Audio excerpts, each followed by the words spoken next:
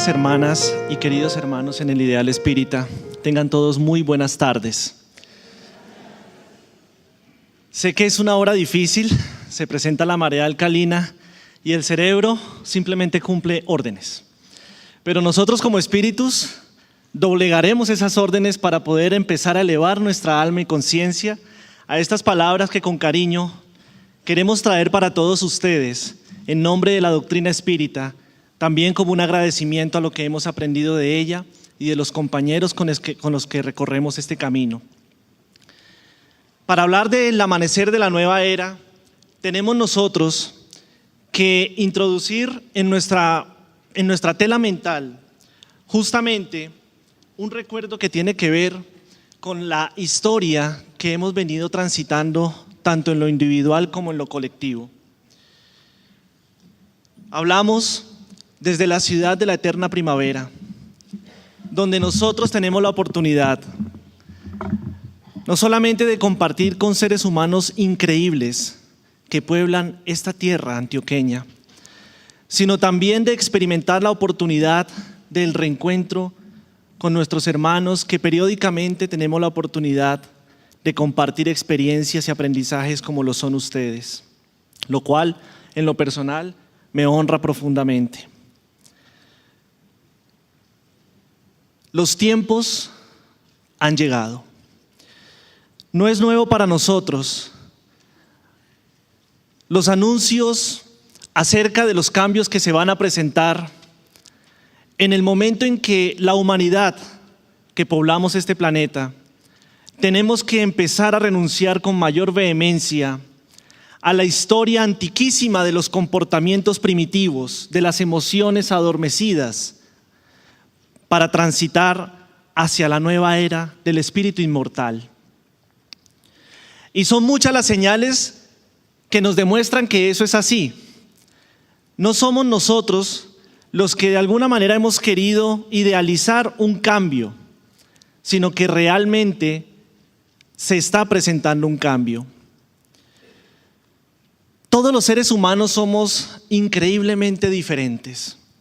Y digo increíblemente porque más allá de las mismas diferencias, esas diferencias son las que nos hacen únicos y lo que nos ha dado la oportunidad de trascender de una época así más primitiva a lo que hoy día hemos conquistado como sociedad y como individuos, que ha sido bastante, ¿no es así? Harto que nos ha costado guerras, lágrimas, conquistas, triunfos y alegrías.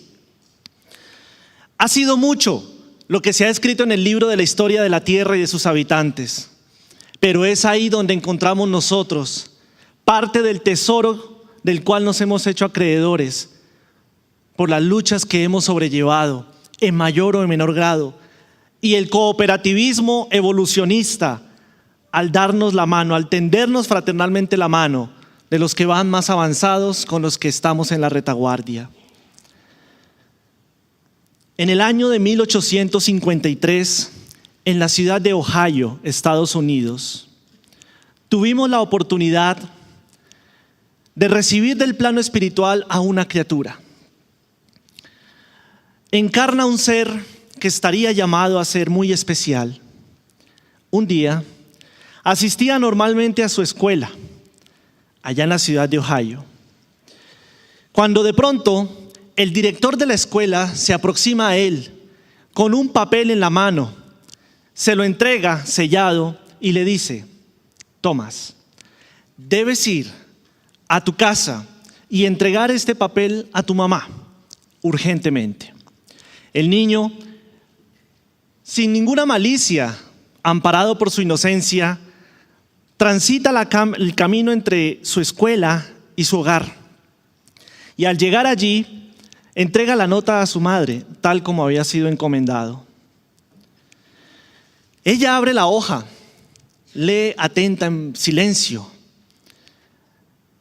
guarda el silencio por unos segundos y luego dice al niño, con una sonrisa en su rostro, como si nada estuviera pasando: Tomás, ¿cómo te fue hoy? Bien, mamá. ¿Qué dice el papel, mamá? Puesto que mi maestro estaba con cara de muy serio cuando me lo entregó. Y ella le dice: Es algo increíble, Tomás.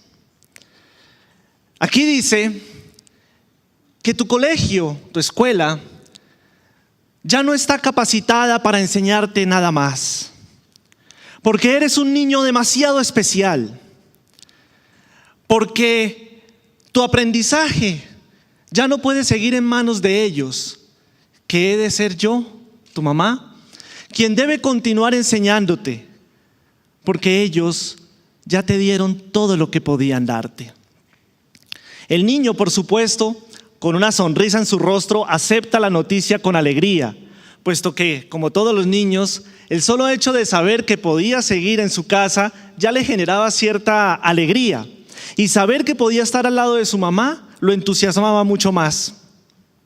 Él, de esta manera, inicia un proceso de estudio personalizado con aquella mujer que no solamente le dio la vida, sino que a partir de ese momento le entregaría su experiencia y su conocimiento para enseñarle aquello que la ciencia, que la tecnología de la época, que las humanidades de la época debían inscribirse en su alma con letras de fuego, en la manera de la educación infantil que luego determinaría lo que sería él en el futuro. Y así, Tomás fue creciendo y se fue haciendo cada vez más autónomo en sus estudios, responsable de su formación, siempre amparado por el espíritu materno que estaba permanentemente orientándolo, corrigiéndolo, amándolo. Continuaron pasando los años y él se convirtió en un importante estudiante de ciencias. Y fue empezando a tener reconocimiento entre sus compañeros precisamente por esa ventaja que se veía en su ser. Porque él estaba plenamente convencido desde su infancia de lo que su querida madre le había dicho acerca de él, de su capacidad, de su talento, de su enorme inteligencia, que lo que él se propusiera podría conseguirlo. Así Tomás recorrió ese camino totalmente convencido de su aporte al mundo. Y así, un día muy especial se presenta ante la comunidad científica de su ciudad con uno de los inventos más maravillosos que ha sido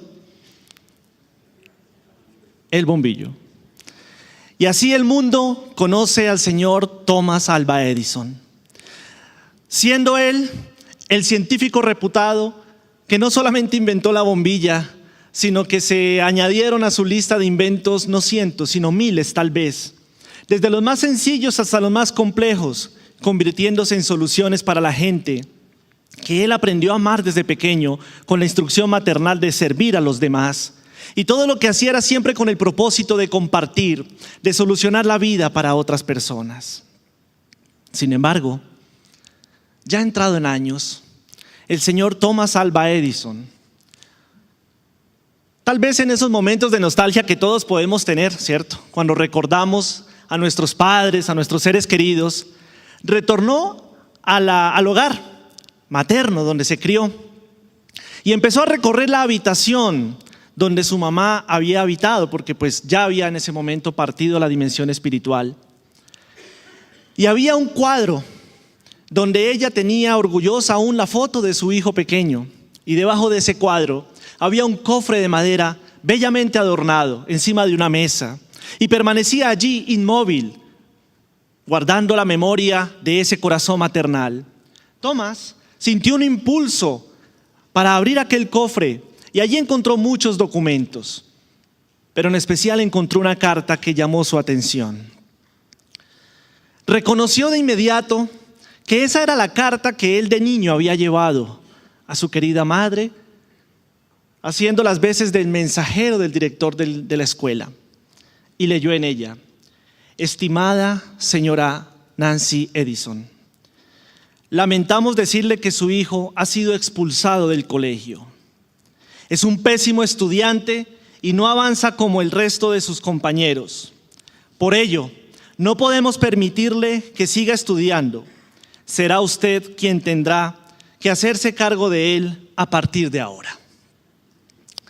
Por su rostro corrieron lágrimas de gratitud, porque identificó que su amor materno había sido tan grande que incluso le había obstaculizado la posibilidad de haber creado en él una dificultad psicológica ante la perspectiva de haber sido titulado y rotulado como un estudiante mediocre, para recibir el bálsamo de amor del impulso de decir, al contrario, eres un ser especial, un ser increíble y que vas a aportar luz al mundo. Y así fue. Esta es una de las historias que, además del componente como tal de la inventiva del señor Edison, demuestra que el despertar intelectual, para que sea realmente integral, debe estar amparado por un impulso a través de las emociones de orden superior. Es decir, el amor y la inteligencia deben ir de la mano. Y por eso nosotros debemos hablar de las dos dimensiones evolutivas del ser, que ya lo han escuchado ustedes en varias ocasiones en este mismo escenario y en sus instituciones espíritas y en sus estudios personales. Y es una de ellas la evolución en el orden intelectual, ¿no es así? Esa evolución en el orden intelectual nos ha permitido a nosotros como seres humanos las grandes conquistas en la tecnología, en la ciencia. Mejorar nuestra calidad de vida desde el punto de vista material principalmente. Encontrar conocimientos fabulosos que ni siquiera nos hubiéramos imaginado hace un siglo o hace 2 siglos. Reconocer aún más la inmensidad de Dios al descubrir que aquello que nosotros ya considerábamos conocido, que ya habíamos chuleado en las tablas de cosas identificadas por el ser humano, realmente no estaban completamente identificadas. Ha sido la inteligencia la que nos ha permitido entonces trascender de un estado primitivo desde el punto de vista de relacionamiento con nuestro entorno hacia un estado superior, y lo que falta aún todavía. El despertar de la inteligencia entonces nos ha permitido contar con cosas maravillosas como estas que ustedes ven ahí. Ni qué decir de la primera imagen, ¿no? La rueda. ¿Qué sería de nosotros si la rueda no hubiese sido inventada? No sé si ustedes puedan imaginarse los carros andando sobre estructuras cuadradas, por ejemplo, o triangulares. Seguramente no sería posible. O tal vez hubiéramos descubierto otras cosas para tratar de suplir aquello que hubiera dejado de ser descubierto. La rueda realmente empezó a movilizar el mundo desde tiempos remotos. Ni qué decir del automóvil, la bombilla que ya hemos mencionado, el transporte aéreo, la tecnología de avanzada basada en los computadores y los medicamentos. ¿Se imaginan cómo sería hoy todavía vivir sin penicilina? No sé si recuerden ustedes cómo este medicamento que fue descubierto al azar, ¿no? Cómo cambió la vida en una época en que, como para variar, nos estábamos debatiendo en la guerra, y cómo este medicamento llegó a transformar la vida de no cientos, sino miles de personas que sucumbían inevitablemente ante las infecciones que hoy día consideramos más sencillas, ante una gripa, por ejemplo. Todos nosotros tenemos la habilidad de utilizar la inteligencia con diferentes propósitos. Y por ello, quisiera yo proponerles un reto que, entre otras cosas, pretende extraerlos de la marea alcalina en la que nos encontramos por efectos del frijol, del chicharrón y sus amigos, que seguramente acompañaron más de uno de los almuerzos de hoy. ¿Qué vemos aquí? ¿Una qué? ¿No escuché atrás? Muy bien. Hay una pregunta. Va a aparecer la pregunta. Y la idea es que tienen apenas 30 segundos para pensar y, ¿por qué no?, compartirnos la respuesta. ¿Estamos de acuerdo? Bien. ¿Las ovejas blancas comen más que las ovejas negras? ¿Alguien dice que sí? ¿Todos de acuerdo en que no? Ah, solo por llevar la contraria.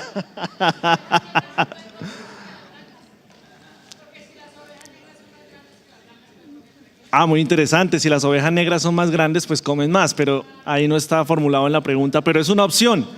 Pero vamos a ver entonces qué nos dice la respuesta. Bueno, teníamos 3 opciones. Sí, no, también se vale decir no sé. Sin embargo, la respuesta es sí, porque son más numerosas.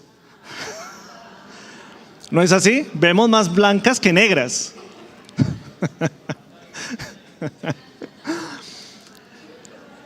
La inteligencia necesita su tiempo para encontrar a veces las respuestas que parecieran más lógicas.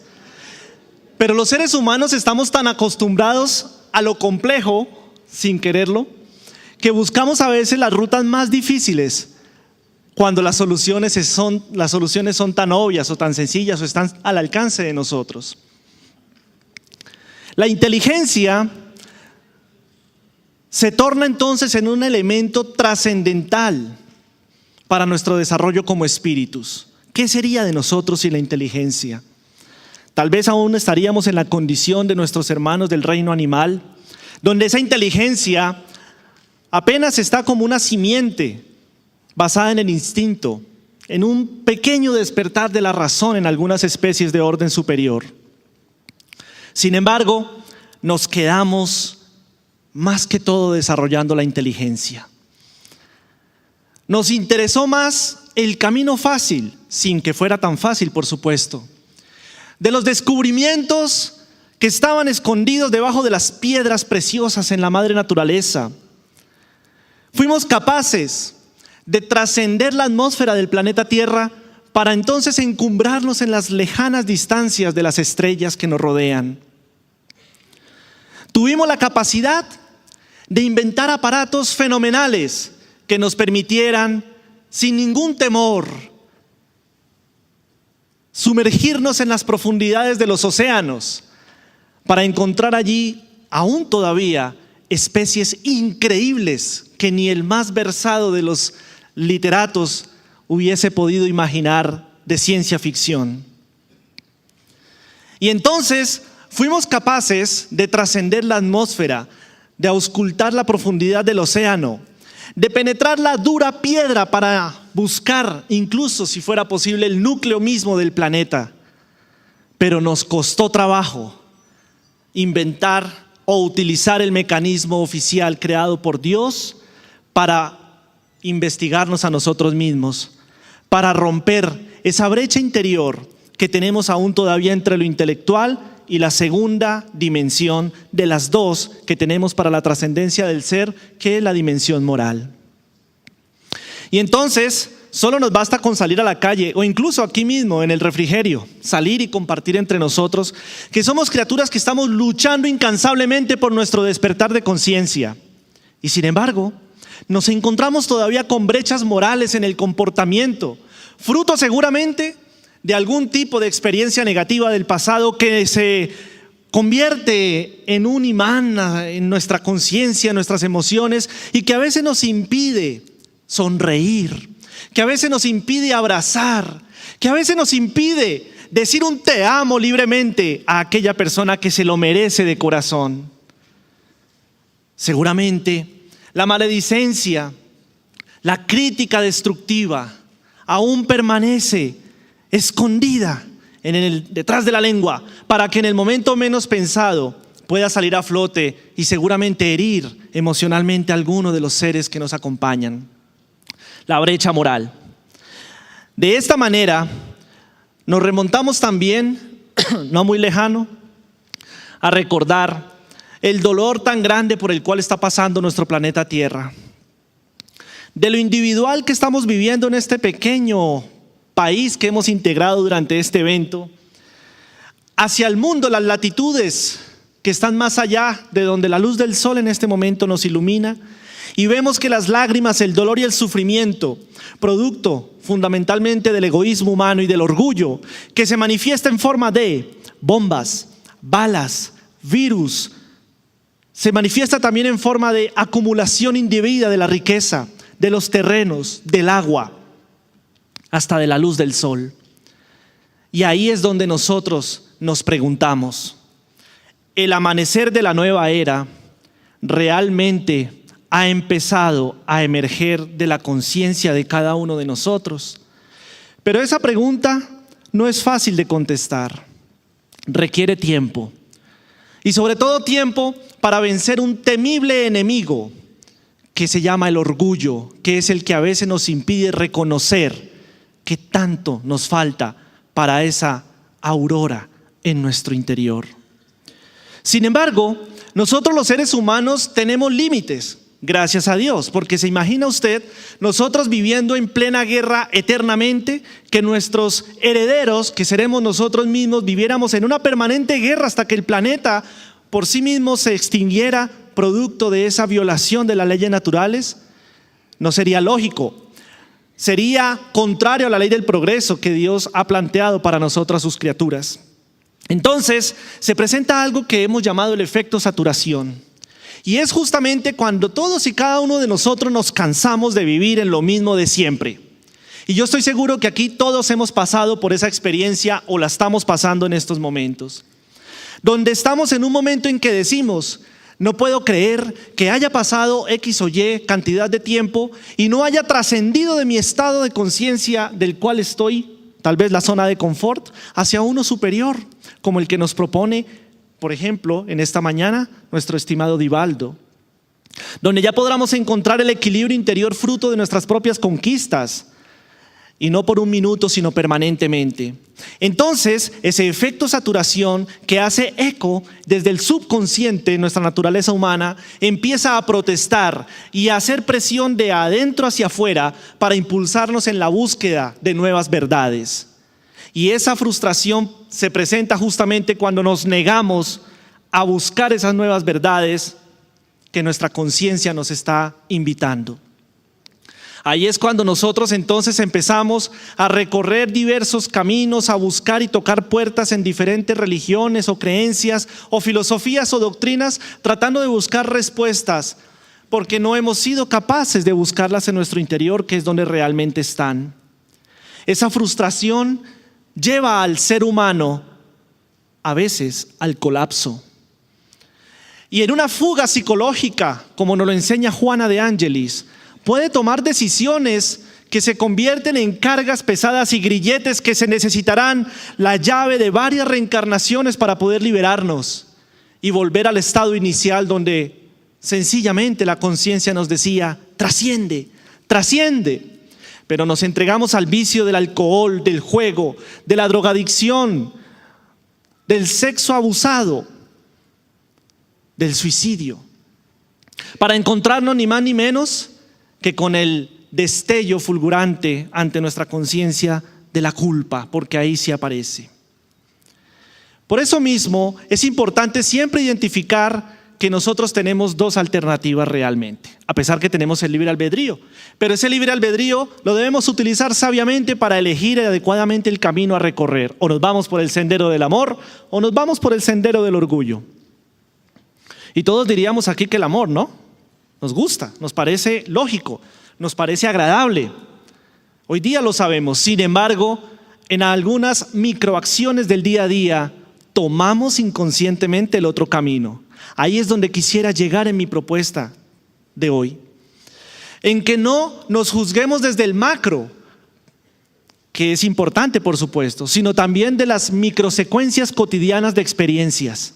Del momento en donde se nos sale el caballo brioso que tenemos en nuestro interior y que tratamos de sofocar con grandes dosis de caridad, de amor, de ternura, de estudio, pero que ahí está, esperando la menor oportunidad de que abramos el corral a través de las fugas morales para que salga y no solamente nos lleve arrastrados, sino que se lleve por delante al que se atraviese. El orgullo, a pesar que por sí mismo no tiene vida, cuando le damos vida es muy inteligente. Pero no vamos a ser menos inteligentes que el orgullo, porque nosotros queremos ser felices y el orgullo lo sabe. Y por eso es que se niega como la maleza, como la raíz que se está impregnando ahí, y se niega a ser sofocado. Y entonces busca maneras de salir a flote, porque dice: donde éste pruebe realmente la felicidad, ya no tengo oportunidad y desapareceré para siempre. Si quisiéramos dar una caracterización a ese terrible mal, sería más o menos esa. Y es por eso que en redes sociales, que en nuestras discusiones cotidianas, que en las noticias, vemos diversos mensajes asociados justamente con el orgullo. Ahí tenemos varias frases, pero en particular, Allan Kardec en el libro Obras Póstumas dice lo siguiente: La causa del orgullo está en la creencia que tiene el hombre de su superioridad individual.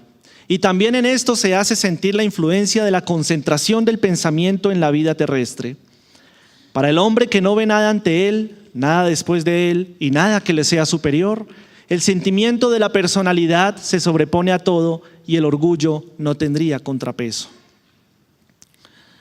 El maestro Kardec, sabiendo bien que el espiritismo sería el más formidable enemigo del orgullo y el materialismo, nos dejó en múltiples ocasiones este mensaje.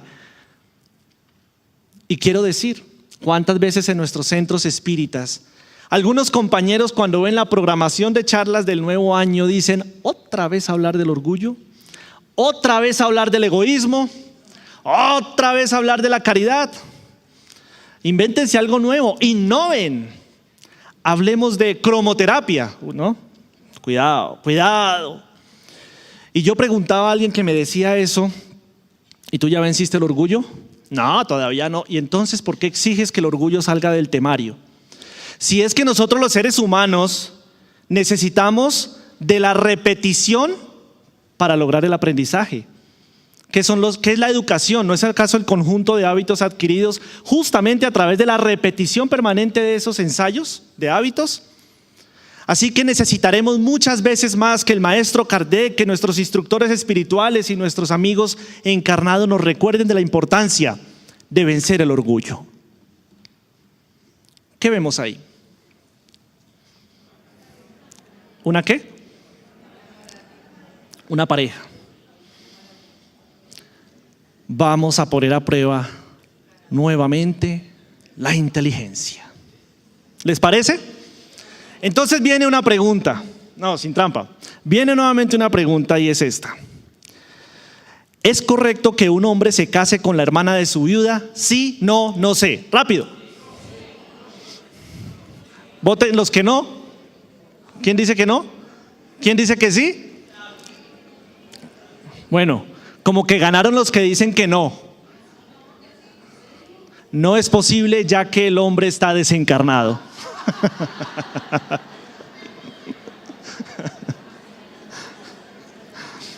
Es lógico, ¿no? ¿Es correcto que un hombre se case con la hermana de su viuda? Si hay una viuda es porque hubo un muerto, ¿cierto? Algunos dirán, sí se puede, en la dimensión espiritual se pueden casar, pero la pregunta no va hasta allá. Así que estos escenarios, queridos hermanos, son los que nos llevan a nuestra propuesta central. ¿Cómo puede el espiritismo contribuir al progreso? La mayoría lo tenemos claro en la teoría. Y es que debemos partir, o en mi humilde opinión, pues lo debemos ver así para la mayoría, y algunos que llevamos años y se nos olvida incluso cosas tan esenciales como qué significa la palabra espiritismo. Entonces a veces definimos la palabra por su acción o por su objetivo y realmente hay una definición o una raíz etimológica. Spirit, pues bueno, ya sabemos, ¿no? Se refiere al espíritu. La raíz ismo.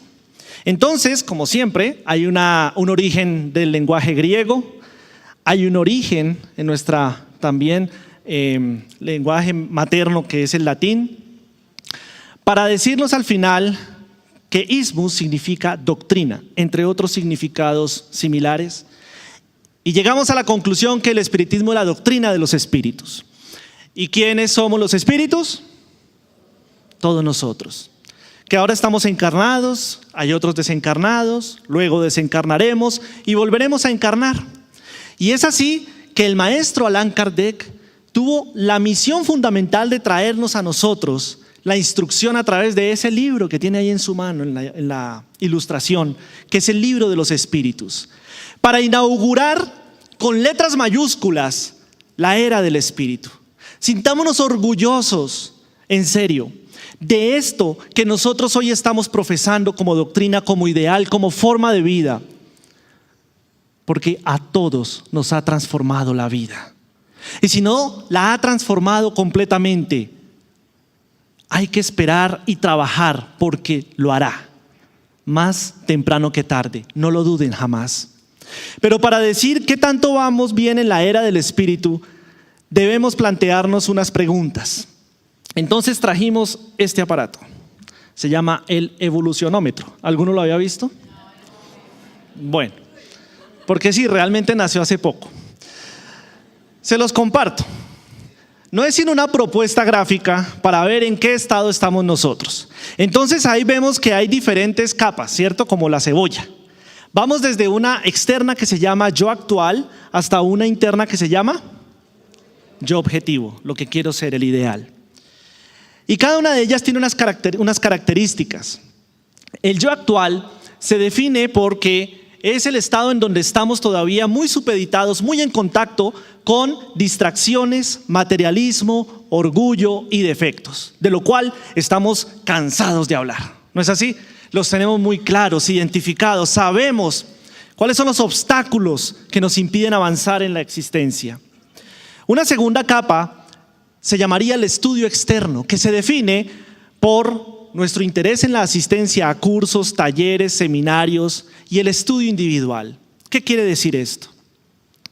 Que a partir del momento en que nosotros tenemos la oportunidad de conocer una opción de vida que se llama el espiritismo, una filosofía, una propuesta, debemos empezar a romper una barrera que puede ser muy gruesa o muy delgada, dependiendo de cada uno, para pasar del yo actual, de la zona de confort, de la zona hedonista, para una zona donde ya empezamos a culturizarnos, a instruirnos, a insertar conocimiento en nuestra mente, para luego pasarla a nuestro corazón.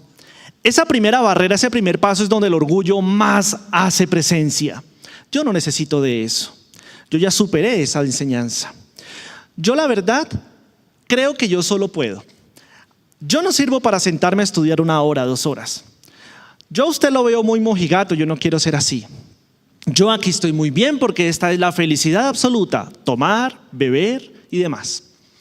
Esa primera barrera, cuando es superada, es porque el espíritu, como vimos en diapositivas anteriores, ha llegado a su zona de saturación, o donde ya tiene un interés personal de querer con nuevas conquistas, aspiraciones.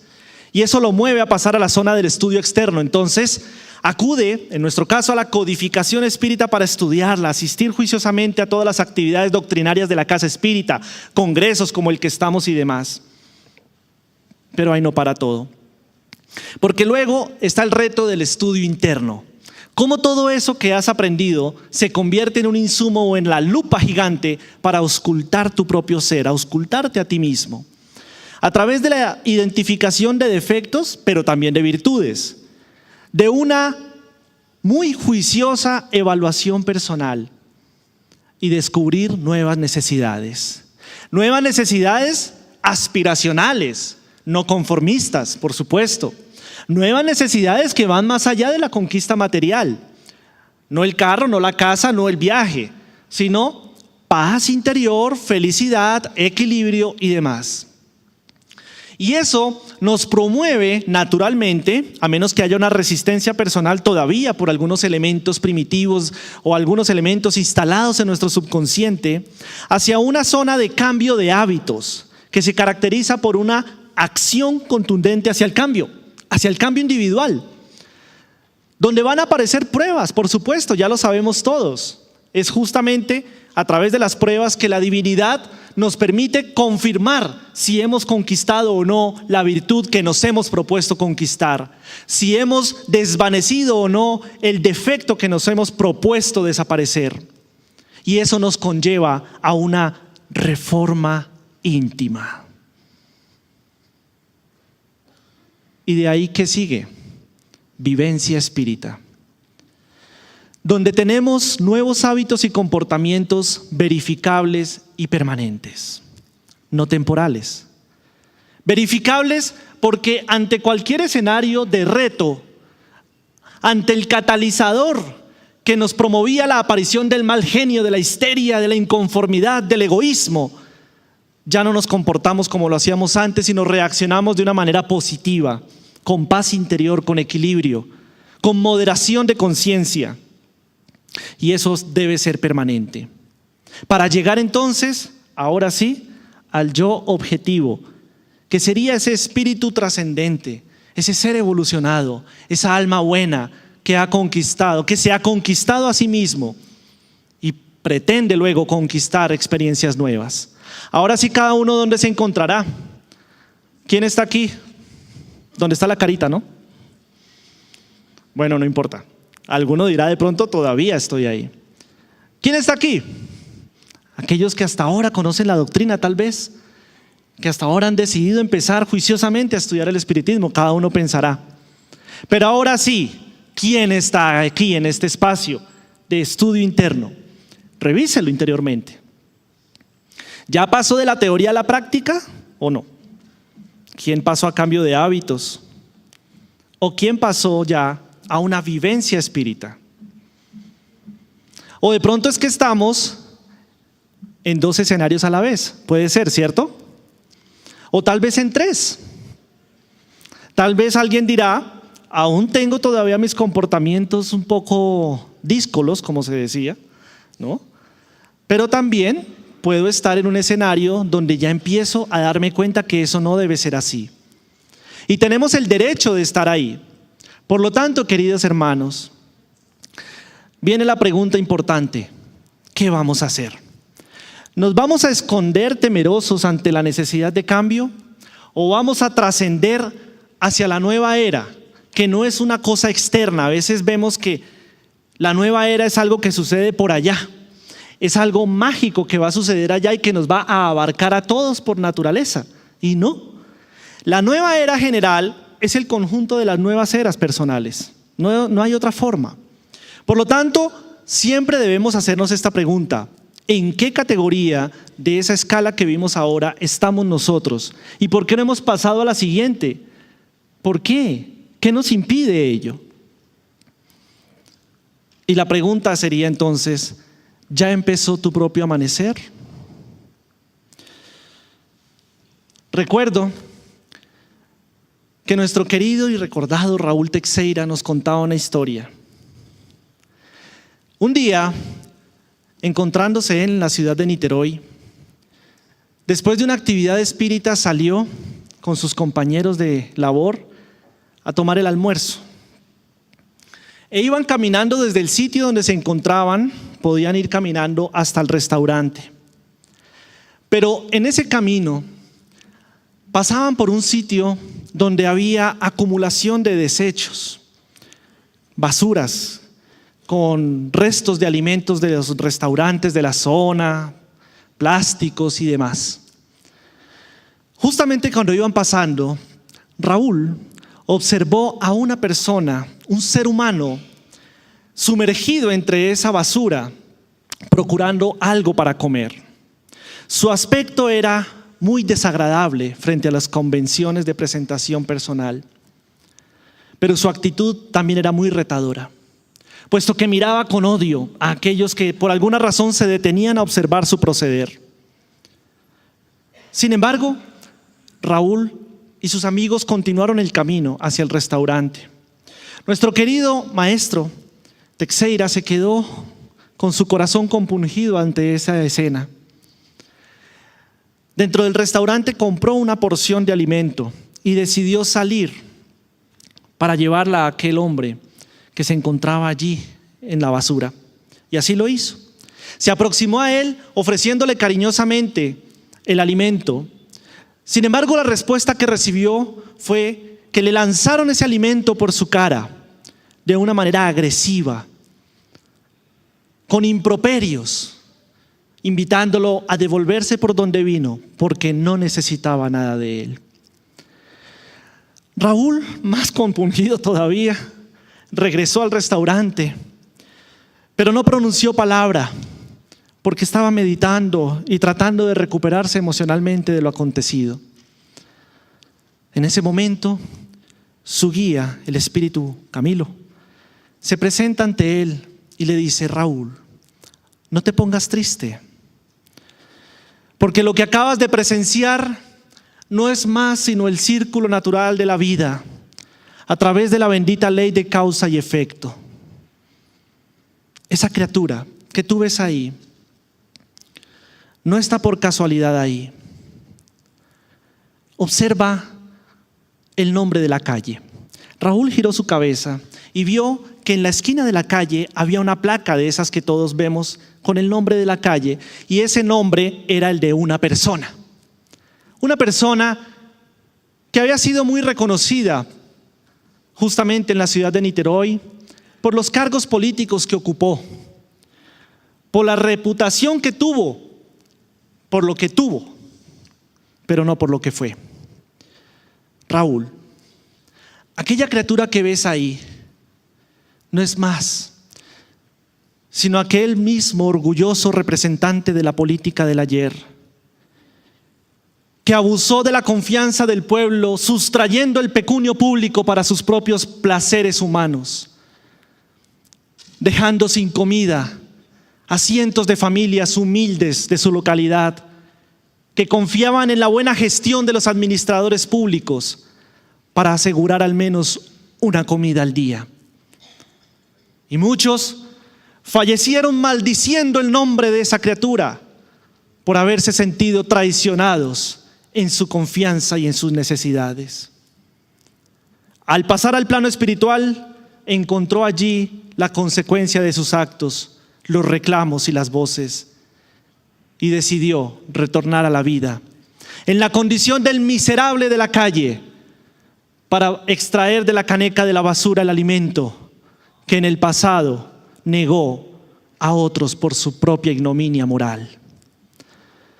Sin embargo, a través de esas mismas experiencias hay el amanecer de la nueva era, porque al encontrar la necesidad de la transformación moral, nos promovemos a un estado superior de conciencia. Que la luz del espiritismo, de nuestros guías espirituales y de cada uno de nuestros corazones siga brillando para iluminar a su vez nuestro país y nuestro planeta. Muchas gracias.